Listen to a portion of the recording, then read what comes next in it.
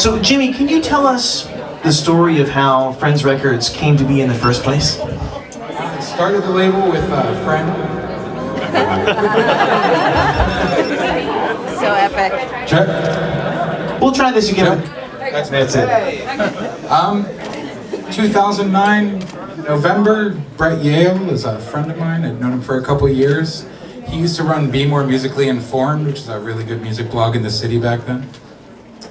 He had been interviewing the Future Islands guys, and after a couple beers, they all got to talking, and one of them said, "We wish we could put out a split 7-inch with our friends from college." And he volunteered himself. He said, "I'll do it."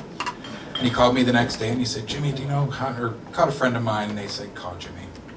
He called me and asked me, and I sent him to a friend of mine, a guy named Matt Beck down in Virginia, ran a great label, Shadow Play Records. And Matt said, "I would do this with you, I would love to do this with you, but you should make Jimmy do it. He would love doing what I do."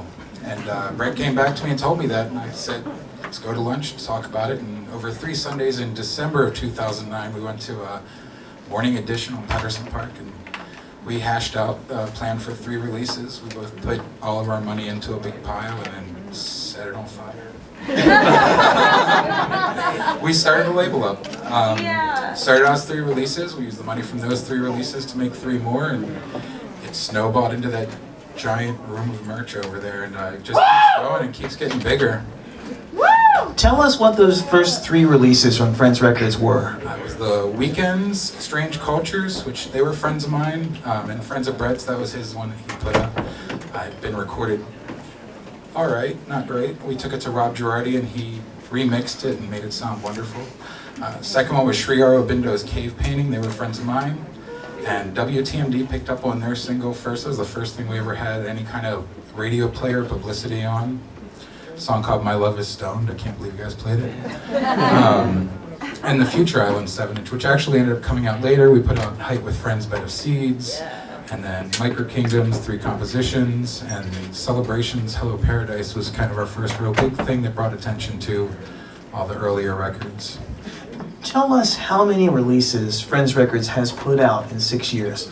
I actually don't know. We've had 24 vinyl releases and 108 cassette releases, a handful of CD releases, 3 books, a bunch of posters. It's phenomenal.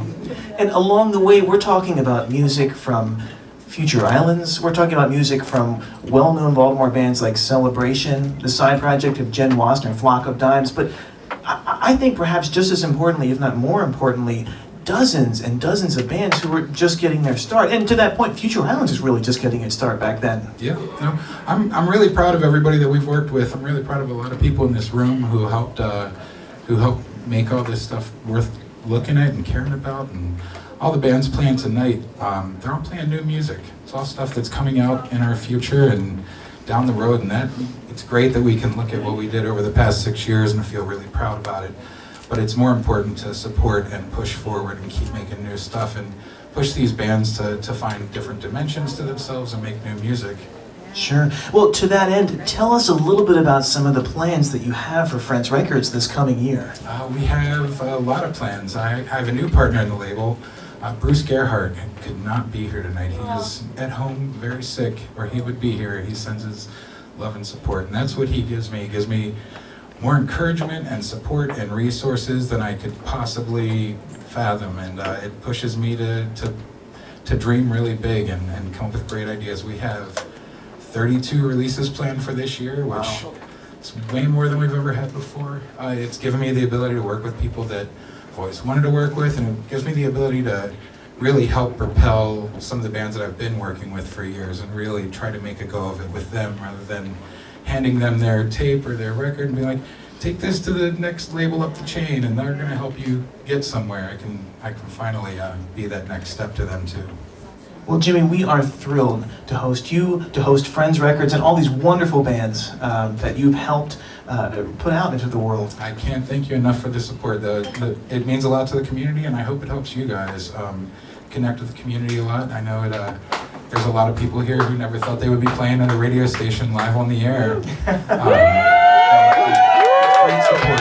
Thank you so much. Thank you, WTMD. Thank you, Jimmy. Thank you, Friends Records. Records. Thanks to all the bands who are a part of An Evening with Friends Records. We'll be back in just a minute. We're going to take one quick break. Let's hear it again for Jimmy MacMillan and Friends Records.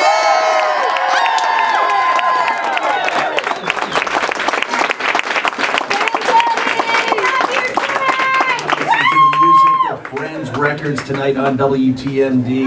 Another band not performing tonight, but on the label is